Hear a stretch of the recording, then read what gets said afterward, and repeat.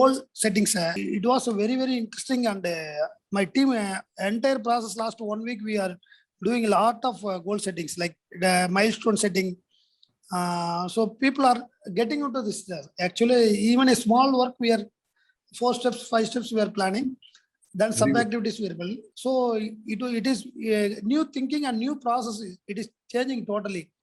Productivity has increased 30 to 40% last 1 week, sir.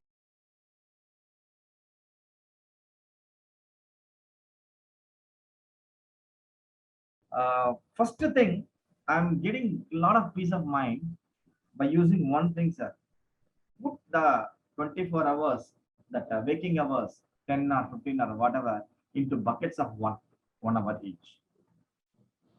That is saving me a lot. Sometimes what happens is some people dump something which is not aligning with my goal, but slowly I'm trying to wriggle out of it. I have started changing. I have to convey the message to everyone around that I have changed. I have a goal, and this is not fitting in my dream.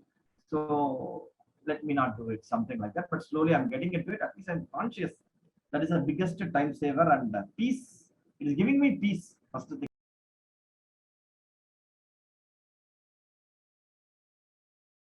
So now we are again evaluating it properly with the external help, and that has it is kind of a progress compared to putting things in a firefighting situation, that you put this and then see what happens. Then it doesn't work, then you try to do something else.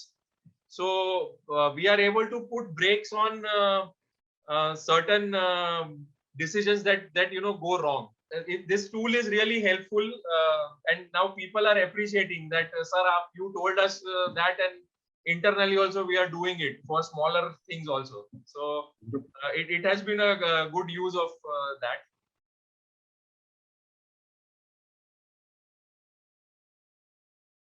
So similar thing happens, like many of my communications or all of us, some communication is to the point and on the target, and some of them are not so on the target. So that inconsistency, that takes the toll. So practice more and more, as I think you mentioned that you have few things that you need to do in your business, and then your consistency increases in giving the right pitch to the right person.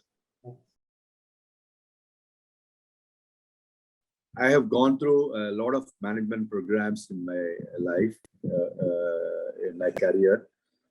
But what I could say is something very different. What we learned today is more, I think it's a making of a spiritual CEO. It's not just a CEO which we are talking about. A normal organizational CEO, we are not talking about. It's something very different, like, you bring in the spirituality into the organization. It is not a religious one, but it's spiritual. Spirituality is getting into the organization, and then it is more. I think what I could see is the entire thing is going towards the people as resources, and how you really shape the people as a very important resource for the organization, and then you are really successful. Your book is helping,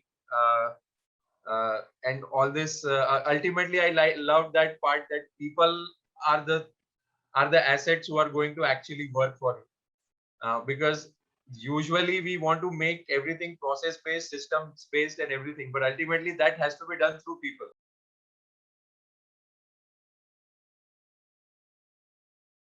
Last 20 years, I was struggling with the people that they are not obeying to me. They are not taking. They are not following what I'm telling and everything.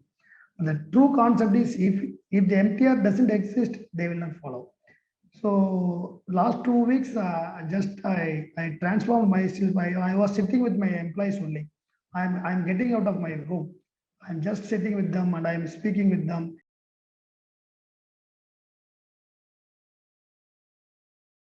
I found Mr. Prakash sir as a master of quadrant. So whatever the concept is there, he will explain in a quadrant way or in a matrix so that the concepts can be easily categorized. So last week also he has told the quadrant of visibility, credibility matrix.